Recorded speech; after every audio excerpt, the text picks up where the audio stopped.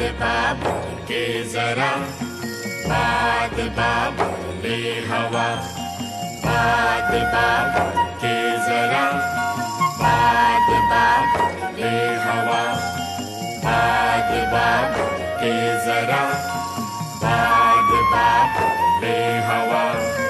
जाना है इस पार रे,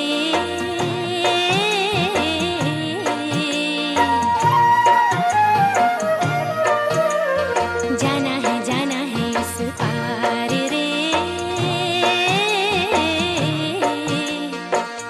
नदी है तो धारा होगा,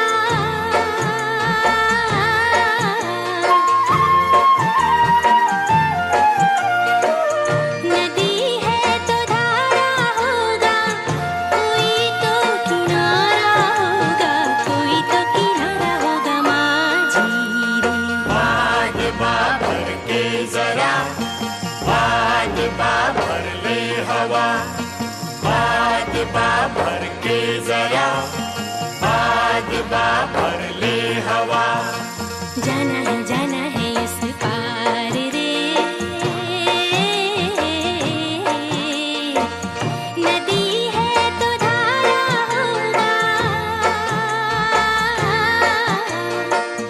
नदी है तो धारा होगा, कोई तो किनारा होगा, कोई तो किनारा होगा माझी रे।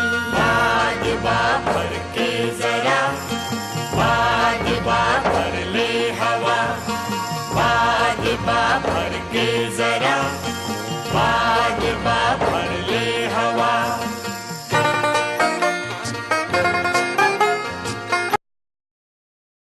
The more we grow love, virtue, and holiness, the more we see love, virtue, and holiness outside.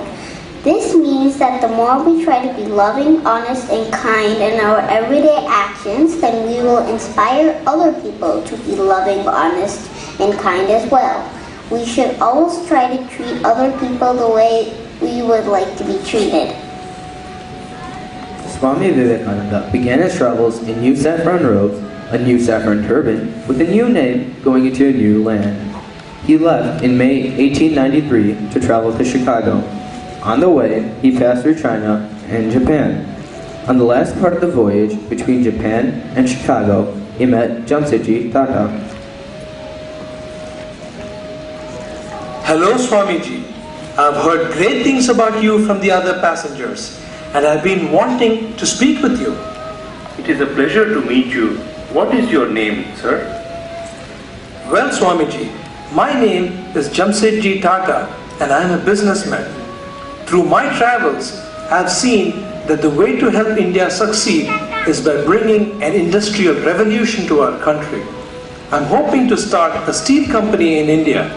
I would also like to start a science institute to educate our youth in science. I've heard from others on the ship that your goal is also to help India improve itself. What do you think of my idea, Swamiji?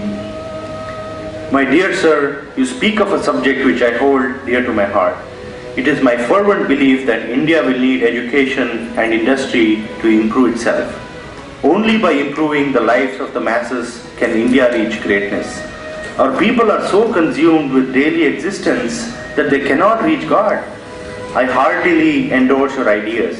You have my blessings for such a noble endeavor. Thank you, Swamiji. Your blessings and support are very much needed and appreciated. Jamsetji later went on to build Tata Steel and Industrial Empire, which is today one of India's largest corporations.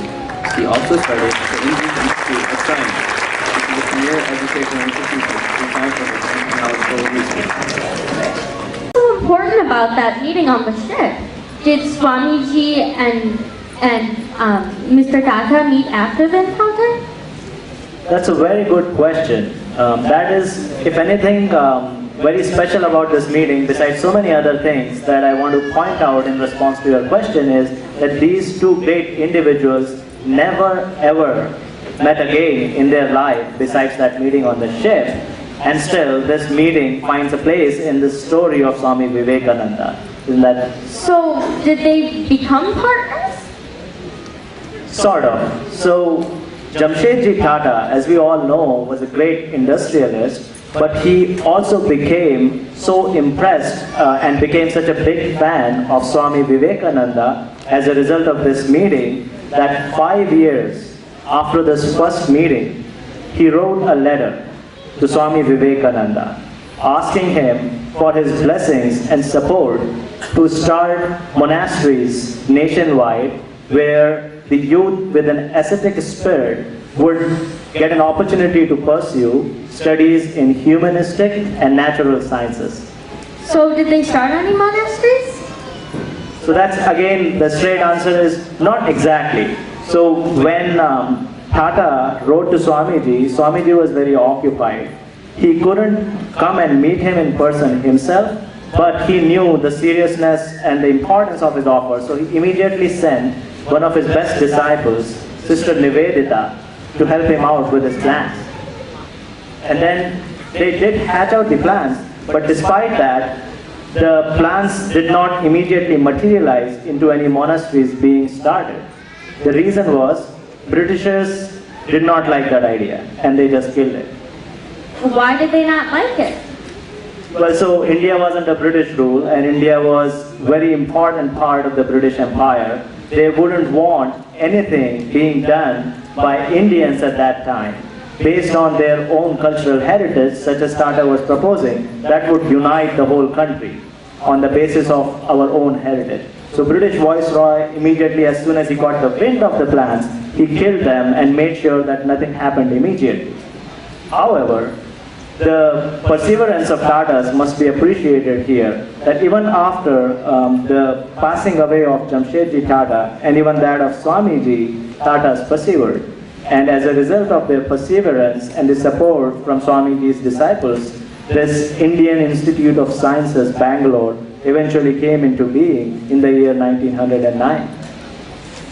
Wow, that's amazing. You know what? Let's see what else happens in Swamiji's life. Swami Vivekananda said, "I am proud to belong to a religion which has taught the world both tolerance and universal acceptance. We accept all religions as true. As different streams have different sources, all mingle their waters in the sea. So different tendencies, various though they appear, crooked or straight, all lead to God. This means that even though there are so many religions in the world, we are all praying to the same God, but with just a different name. We should therefore be respectful of all religion." When Swami Vivekananda arrived in Chicago in July 1893, he was full of enthusiasm and ready to speak at the conference.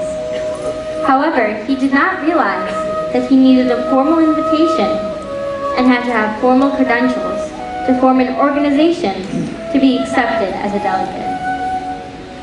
He met Professor John Henry Wright of Harvard University, who invited him to speak at Harvard. Professor Wright, thank you for the invitation to speak at Harvard. I enjoyed speaking with the students. They're full of questions and very curious. Swami Vivekananda, thank you so much for your wonderful speech. The students were energized and received a new perspective on Hinduism. Professor, I am facing a difficult situation that I was hoping you could advise me on. I have traveled so far to speak at the Parliament of World's Religions, but I have discovered that I need formal credentials from a religious organization. Do you have any ideas what I should do at this point? To ask for your credentials is like asking the sun to state its right to shine in the heavens. I will take care of this for you, Swamiji. It would be my honor. Let me write a letter immediately.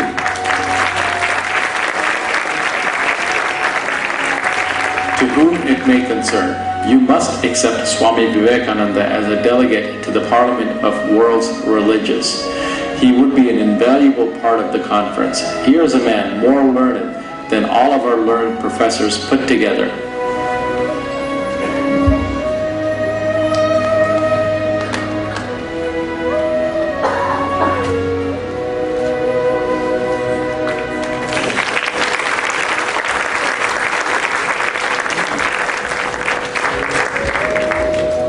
in conversation with a professor at Harvard that reminds me of a very interesting lecture that Swamiji delivered at Medford, which is very close to where the Harvard University is. It was on the subject of the ideal of universal religion. Wow, that sounds really interesting. But, I mean, how can there be one universal religion? There are so many today. Ajayji, do you know how many religions there are in the world today? Well, now, Avni, you are really becoming intellectually curious, as we were talking about. And you asked me a question that I haven't researched yet. Do you know? Actually, I do. I Googled it in preparation for this narration, and it turns out, as of 2005, there are 21 major world religions today. And one of them is atheism, which is the absence of any belief. So, technically, there are 20 major religions in the world. But that still doesn't really explain how you can have one universal religion if there are 20 religions in the world. Well, first of all, thank you for enlightening me on that. I was going to say thousands, but now I know 20. But like you said, despite there being 20, there is enough complexity in this subject, and if we start counting various beliefs inside Hinduism, I am sure that number would grow further.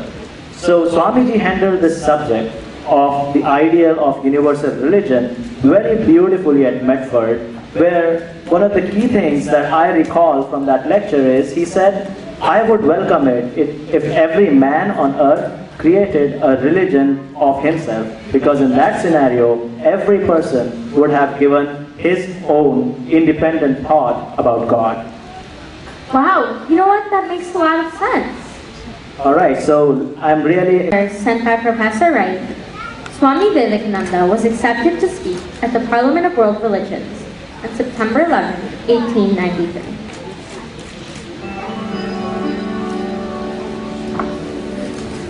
Sisters and brothers of America,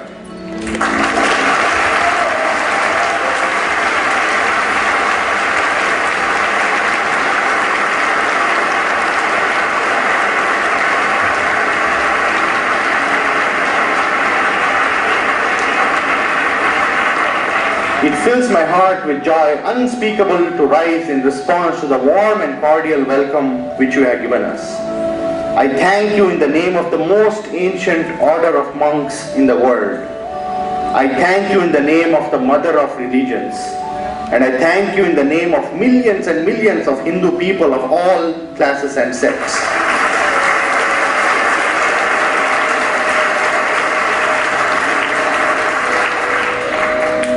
I will quote to you, brethren, a few lines of hymn which I remember to have repeated from my earliest boyhood. Different paths which men take through different tendencies, various though they appear, crooked or straight, all lead to thee.